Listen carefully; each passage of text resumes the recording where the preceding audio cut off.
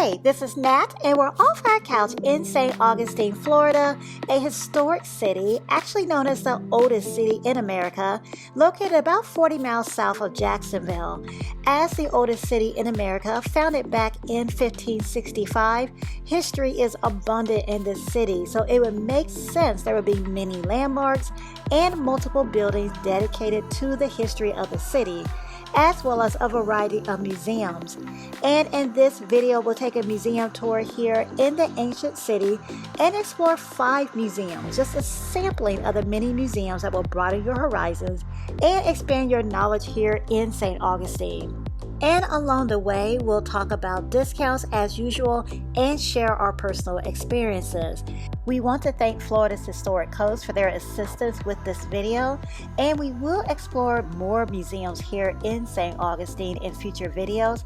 So if you've yet to subscribe, please hit that subscribe button and keep getting off the couch with us, please. And if you have a favorite museum here in the ancient city, leave that in the comments too, and tell us why it's your favorite, please. I'm going to start our museum tour in an unlikely place at an auditorium, Ripley's Believe It or Not. While I was organizing and compiling this video, London asked me if Ripley's is actually a museum, and I said, yeah, a museum of weird and odd stuff, but yeah. See, it's right on the sign. I don't make this stuff up.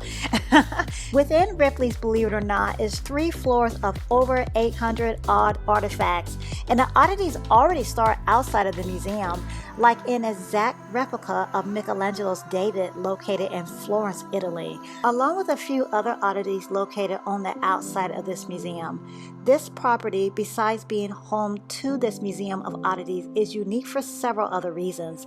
It has a unique, rich history. When this property was a hotel, Robert Ripley himself, the creator of the Ripley's Believe It or Not newspaper panel series, radio show, and TV show, actually stayed here.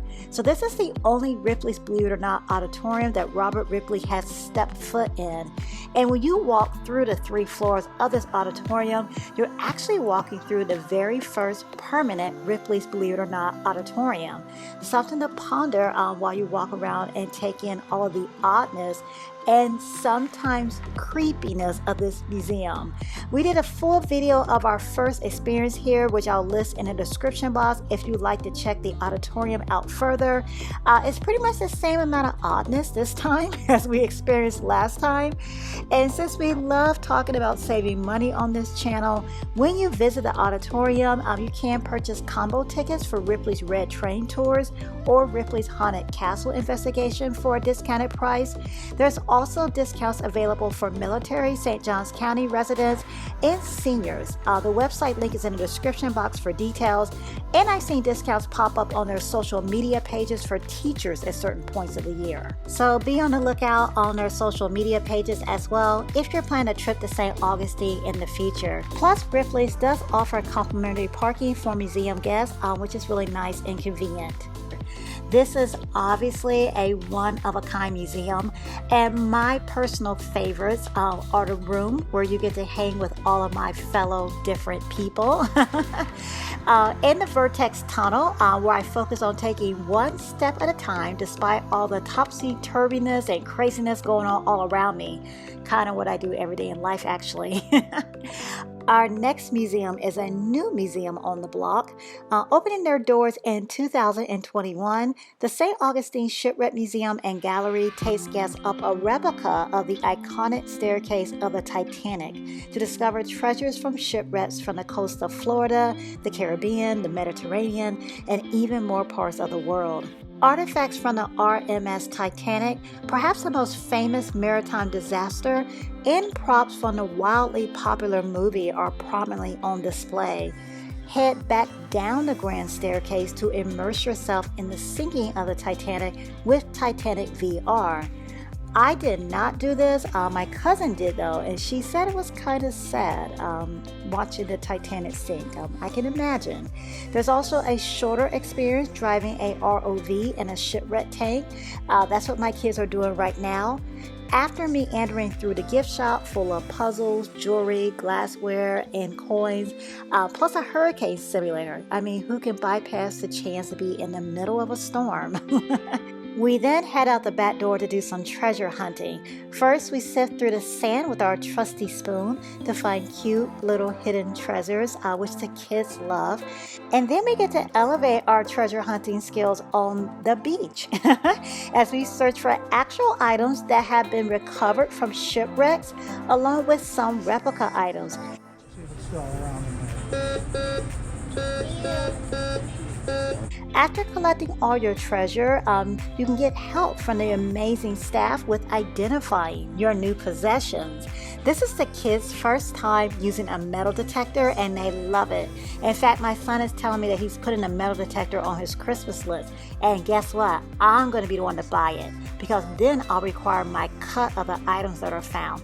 That's how that works. It's the gift that keeps on giving back to me. If you're visiting the St. Augustine Shipwreck Museum, which I would recommend if you're intrigued by the Titanic and shipwrecks or treasure, I found many of the items here to be very interesting, and the sifting and searching for treasure activities are so fun for all ages. Both kids and adults were loving searching for treasure. Who doesn't like treasure, right? Anyways, if you're making your way to do some hunting at this museum, you may want to know that discounts are available for students, military, and first responders.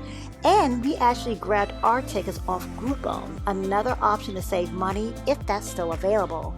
Since we've been talking so much about treasure, it only makes sense to make the St. Augustine Pirate and Treasure Museum our next stop on our museum tour. These are the professional treasure hunters. Some of the pirates displayed here in this museum made appearances here in St. Augustine as well, like Sir Francis Drake and Robert Searles. So walking through the educational and interactive elements of the St. Augustine Pirate and Treasure Museum isn't just a walk through history when piracy was at its grandest height. It's also a walk through the piracy side of St. Augustine's history. Learn a great deal more about infamous pirates like Blackbeard and how he gained his dreadful reputation. The head actually talks when you get close. Obviously, I'm not close enough. Sorry, I'm scared. Also learn about famous and rare female pirates during that time. Within this museum, you will see items that are one of a kind, like the world's oldest wanted poster, an actual pirate treasure chest, and one of only 2 surviving skull and crossbones flags, along with over 800 other artifacts. Use the treasure map to aid you in your quest for piracy knowledge. As you locate specially marked drawers and open them, you will find one of the over 800 artifacts inside, or treasure. Mark all 12 drawers with your findings, then turn in your map for pirate treasure.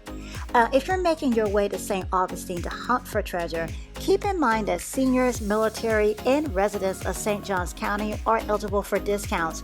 Plus, they also offer a discounted combination ticket rate with the Colonial Experience, which we also highly recommend. We've done that experience twice, and most recently just a couple of months ago, and both of those experiences are on the channel. I will put the link in the description box for our most recent experience at the Colonial Experience. So that's a great way to save money and have fun while learning a lot about St. Augustine history.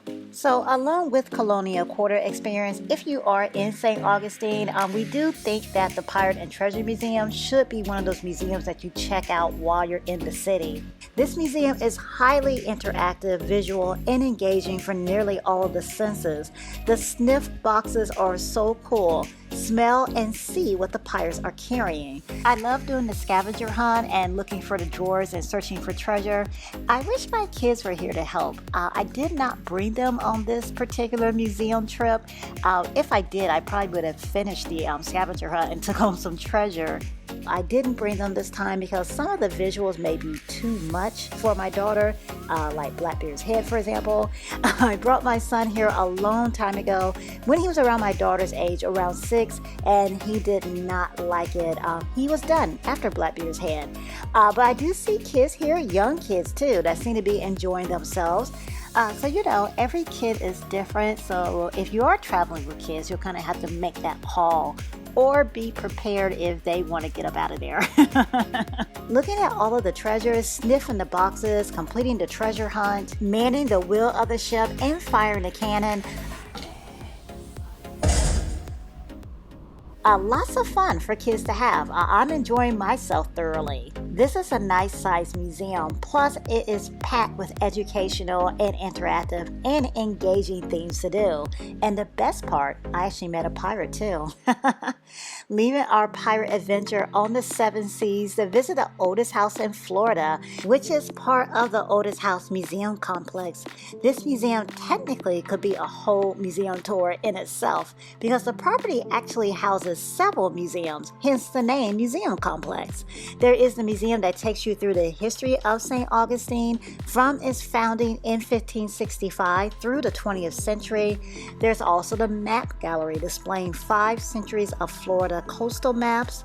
The St. Augustine Surf Culture and History Museum is also part of the Otis House Museum Complex. This museum honors the surf culture of St. Augustine dating back to 1915. The museum displays historical images, trophies, film, music, artifacts, historic surfboards, and still more.